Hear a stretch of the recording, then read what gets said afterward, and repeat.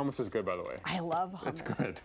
What makes you buy something, decide what show to see or what cause to support? In all these cases, probably someone in PR or marketing played a role through storytelling. Our business reporter, Joe Smith, spent the day at the 2014 Communicators Conference, where getting the word out is in so many ways. Joe? Absolutely. This is the 19th year for the conference. It's all about what makes a good story, one that's effective, that cuts through and gets to you. A record number of PR pros and business communicators packed the Sentinel Hotel to hone their storytelling skills. They all agree today it's a challenge with so many ways to reach the intended audience. It means the story has to resonate. Keynote speaker Jim Signorelli is an expert on story branding. He's worked with Citibank, Kraft, Burger King, KFC, Toshiba, just to name a few. Whatever the message is, he says, it has to connect. And one of the things that brands have to understand is there's a need for authenticity more today than ever before. I mean, brands are too transparent. It's too easy to find out the truth. So don't try to fool anybody.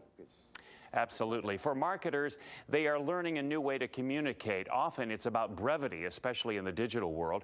One of the speakers told me Facebook postings are now on average just 40 characters. And now it's the visual that stands out the most, a video or picture that conveys a story at once. Steph, I'm sure you know about this.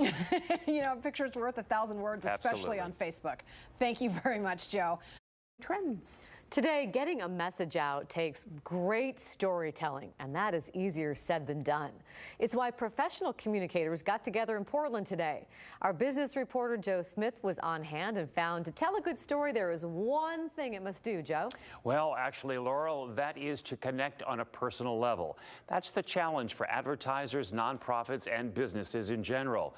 With so many avenues that can be used to communicate, making the wrong turn and the story might not have a happy ending. Once upon a time, today as a matter of fact, all these public relations and business communicators met to find out what makes a great story. Passion. Resonance. I guess it's like knowing your audience. But as they found out Wednesday during the 19th Annual Communicators Conference at the Sentinel Hotel, it's not so easy. I don't know how you do that. That's why I'm here. If people want your information when they want it. Sarah Skerrick is a VP with PR Newswire. Her company distributes thousands of press releases and stories every day. If content doesn't develop immediate traction, it will fall out of sight in today's day and age. Skerrick says there are so many more platforms to get the message out now. I love digital. It has absolutely increased the appetite for information and the opportunity for us to communicate. But she says that communication now comes in smaller bites, shorter stories, to the point. The best way to make an impression is visually. And so how do we employ these rapid fire technologies that let us make those impressions in a snap? And how do we do so in a way that develops lasting traction? It's good to be back in Portland.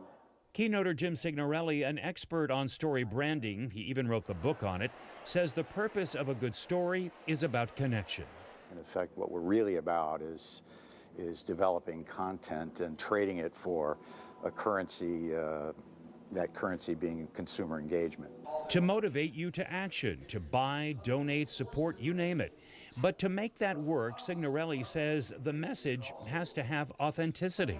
You can't fool people.